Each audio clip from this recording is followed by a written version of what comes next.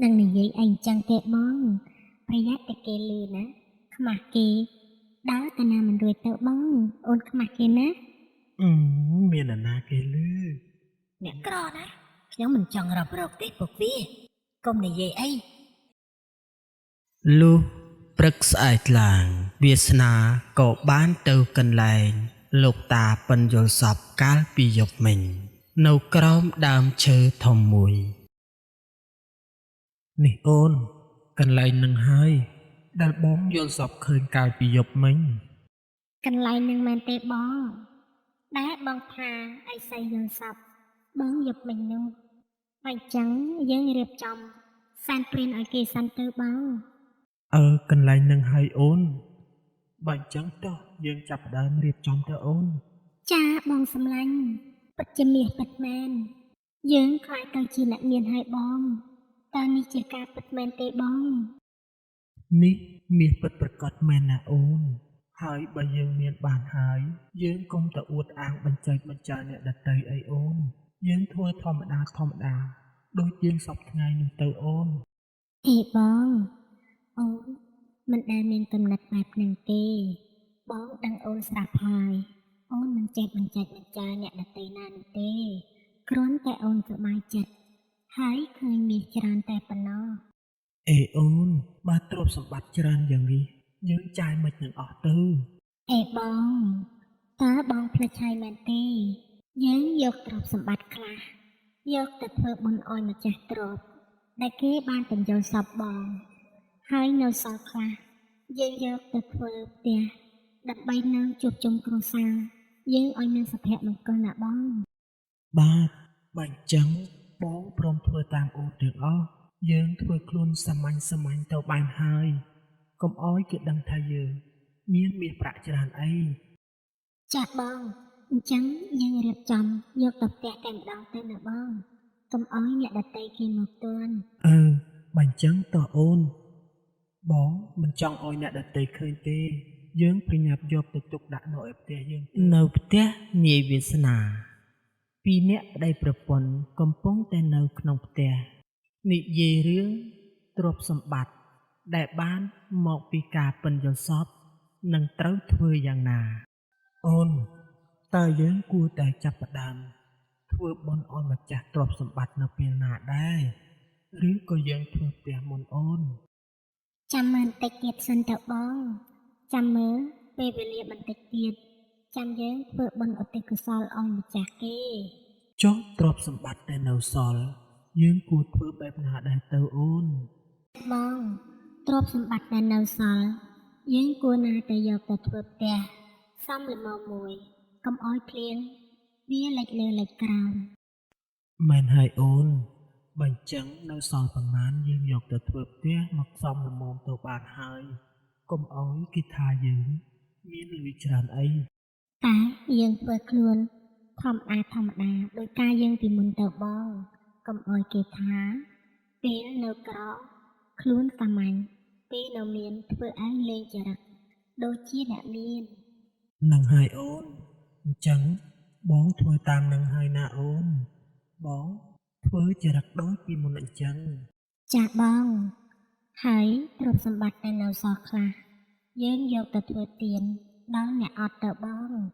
ព្រោះអីយើងក៏ធ្លាប់អត់យើងបានចែកទានដល់អ្នកអត់ក៏ជាបុណ្យកំណាំងខុសព្រេងរបស់យើងដែរណាបង បាទអូនបងក៏គិតអញ្ចឹងដែរអ្វីដែលយើងអាចជួយបានយើងជួយពួកគាត់ទៅព្រោះយើងក៏ធ្លាប់អត់ដូចជាពួកគាត់ដែរយើងយល់អារម្មណ៍នឹងខ្លាំងណាស់ ចាបង មិនយូរប៉ុន្មានពីរនាក់ប្តីប្រពន្ធក៏អាចធ្វើផ្ទះមួយយ៉ាងសមរម្យនិងអាចរស់នៅបានយ៉ាងមានសុភមង្គលបងគិតថាឥឡូវនេះផ្ទះយើងក៏មានហើយយើងក៏រស់នៅបានសុខស្រួលដែរឥឡូវនេះនៅខ្វះតែម្យ៉ាងទេអូនថាទៅមើលតើខ្វះអ្វី អេអូនមិនដឹងទេមិនដឹងជាខ្វះអ្វីទៀតទេបងជួយប្រាប់អូនផងទៅមើល ធ្វើដូចមិនដឹងគឺយើងនៅខ្វះតែកូន បន្តពូជពង្សវង្សតកូលយើងទៀតនោះអី អេបើអញ្ចឹងបានន័យថាបងឯងចង់បានកូនហើយនឹង បាទអូនឥឡូវយើងមានអស់ហើយហ្នឹងយើងយកកូនតែម្ដងទៅព្រោះយើងនៅខ្វះតែកូនទេអូន ដឹងនិយាយអីអញ្ចឹងទេបងអូនអៀនខ្លាំងណាស់បង អឺអៀនអីអូននោះជារឿងធម្មជាតិតាមនុស្សកើតមកតែងតែមានគូហើយនឹងមានកូនផងទើបយើងអាចតពូជពង្សវង្សកូលទៅមុខបានណាអូន អារឿងហ្នឹងណាអូនសម្រេចលើបងហើយអូនមិនថាអីទេ បាច់ចឹងណាយើងទៅយកកូនតែម្ដងទៅអូនតាក់ដើរទៅលើផ្ទះតែម្ដងទៅ ដឹងនិយាយអីអញ្ចឹងទេបងប្រយ័ត្នតែគេលឺណាខ្មាស់គេដើរតាណាមិនរួចទៅបងអូនខ្មាស់គេណា មាននរណាគេលឺយើងនៅតែពីរនាក់សោះហ្នឹងណាតោះអូនយើងប្រញាប់ឡើងទៅលើផ្ទះយើងវិញដើម្បីប្រញាប់បានកូនតពូជពង្សវង្សកូលយើងនោះអីបន្ទាប់ពីបាននិយាយគ្នារួចហើយពួកគេពីរនាក់ប្តីប្រពន្ធក៏បានដើរចូលទៅក្នុងផ្ទះបាត់ទៅនៅផ្ទះសេដ្ឋីនិងប្រពន្ធ អូនណែពុកវាឯងជួយគិតខ្ញុំទៅមើលខ្ញុំឃើញនាយវាសនានឹងប្រពន្ធវាណា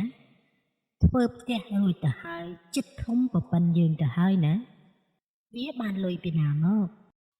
នឹងហើយម៉ែវីខ្ញុំកំពុងតែឆ្ងល់ហេតុអ្វីពួកគេបានប្រាក់មកពីណាមកបានជាមានបានបែបនេះ អេប៉ាវាពេលដែលខ្ញុំទៅផ្សារណាខ្ញុំជួបយាយរ៉ននិយាយថាអាវាសនានឹងប្រពន្ធវាណាខ្មោចឲ្យកំណប់វាច្រើនខ្លាំងណាស់ នេះក៏អាចថាបានដែរម៉ែវីព្រោះឃើញពួកវាទាំងពីរ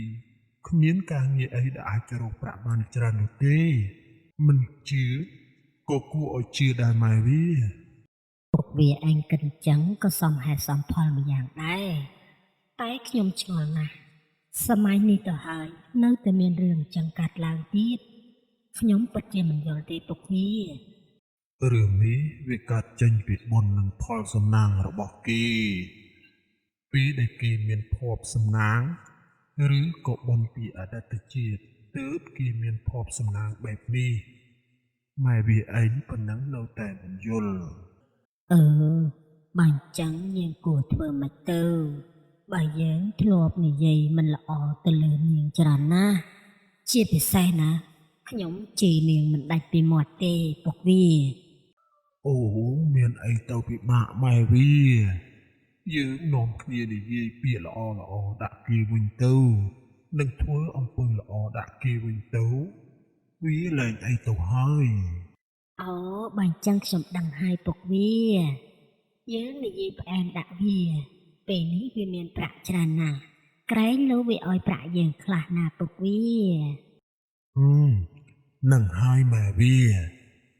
មានតែធ្វើអញ្ចឹងទេទើបយើងបានផលប្រយោជន៍ខ្លះ នឹងហើយពុកវា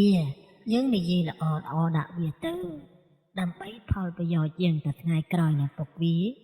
សម័យនេះហើយអ្នកក្រគ្មានអ្នកណាគេរាប់រកទេ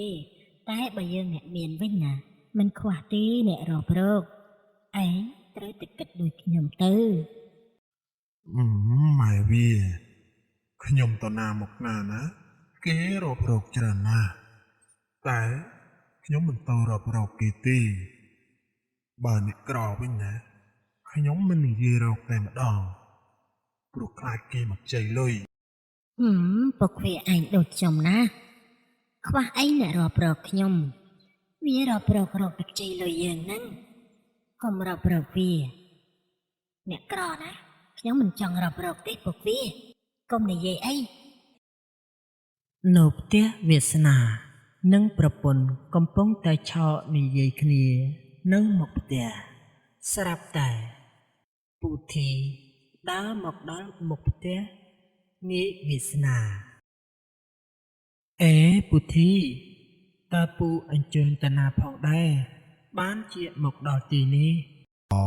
ពូថាដើរទៅលេងនៅខាងលិចភូមិខាងនោះតែពេលដែលបានដើរកាត់មុខផ្ទះឯងណាក៏ឈានចូលមកលេងផ្ទះឯងបន្តិចទៅអីឥឡូវឯងធ្វើផ្ទះធំសម្បើមណាស់ណោះពូជួយត្រេកអរឯង បាទពូអញ្ចឹងពូចូលមកហូបទឹកអង្គុយលេងសិនឲ្យបាត់ក្តៅសិនទៅក៏បានដែរពូចាំបន្តិចទៀតពូបន្តដំណើរទៅមុខទៀត ពូឃើញគួយឯងឥឡូវដូចជារៀនទូធាហើយនឹងមានបានខ្លាំងណាស់ពូក្រែងចិត្តណាស់មិនចង់និយាយអីជាមួយក្មួយទេ ពូទឹកគិតអញ្ចឹងធ្វើអីខ្ញុំមិនដែលគិតអញ្ចឹងទេពូមើលតែខោអាវខ្ញុំទៅខ្ញុំស្លៀកសាមញ្ញធម្មតាដូចជាពូដែរតើពូកុំគិតអញ្ចឹងមកខ្ញុំអីទោះបីជាខ្ញុំរៀងធូរធារក៏ខ្ញុំមិនភ្លេចពុកម៉ែបងប្អូនពូមីងនៅក្នុងភូមិខ្ញុំដែរខ្ញុំនៅតែដដែលទេពូកុំគិតអញ្ចឹងអី ពូចេះតែគិតទៅណាក្មួយក្រែកលោកយើងក្រគេមិនរាប់រកអីអញ្ចឹងទៅណាក្មួយព្រោះពូឃើញងាប់ច្រើនណាស់ហើយ ពូកុំតែគិតអញ្ចឹងអីពូ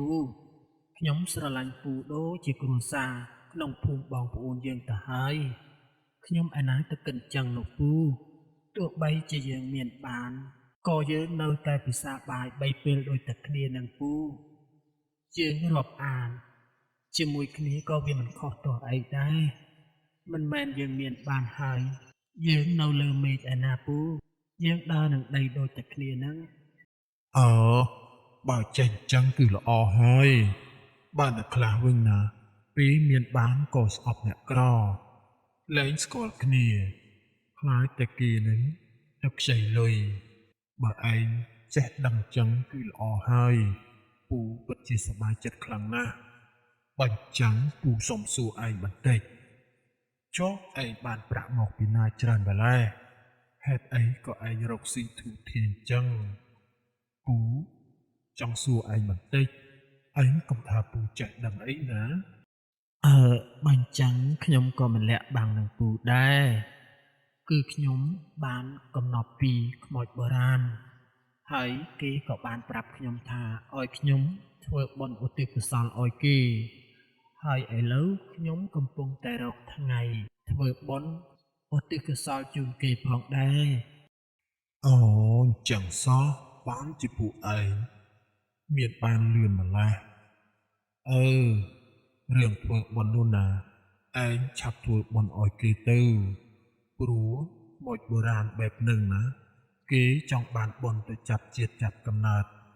លឿនខ្លាំងណាស់ឯងគួរតែប្រញាប់ធ្វើបុណ្យឧទ្ទិសកុសលជូនគេទៅកុំអោយគេមករករឿងឯងទាន់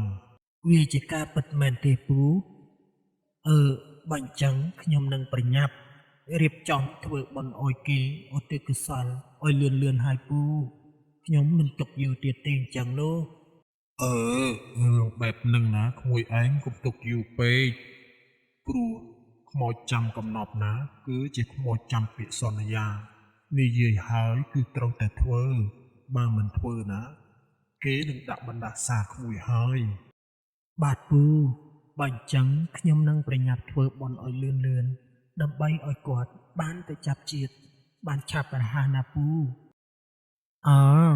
ឆាប់ធ្វើឲ្យលឿនទៅអញ្ចឹង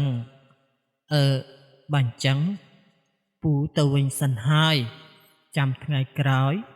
ពូដើរកាត់នឹងពូចូលលេងផ្ទះឯងទៀតបាទពូអញ្ចឹងទៅចោះកុំអោយរំខានដល់ពូយូរអីបានពូផ្ដល់កំណត់យោបល់អញ្ចឹងខ្ញុំពិតជាសប្បាយចិត្តណាស់អញ្ជើញចោះពូអរគុណច្រើនហើយបន្ទាប់ពីនិយាយគ្នាបានមួយសន្ទុះពូធីក៏បានដើរចេញទៅស្អែកឡើងនៅក្រោមដើមឈើធំមួយវាសនានឹងប្រពន្ធថ្ងៃនេះខ្ញុំបានយកសំណែនយកមកសាងដល់ម្ចាស់កំណត់សូមម្ចាស់កំណត់មកទទួលយកផងចុះហើយនឹងបានទៅចាប់កំណើតឆាប់ ខ្ញុំសូមជូនមគ្គផលដល់អរុក្ខរៈទេវតាដែលនៅព្រៃភ្នំនេះនិងម្ចាស់ទ្រព្យសម្បត្តិសូមឲ្យបានសេចក្តីសុខនិងទៅចាប់កំណើតពួកអ្នកអនាថាដែលរស់នៅក្នុងព្រៃនេះផង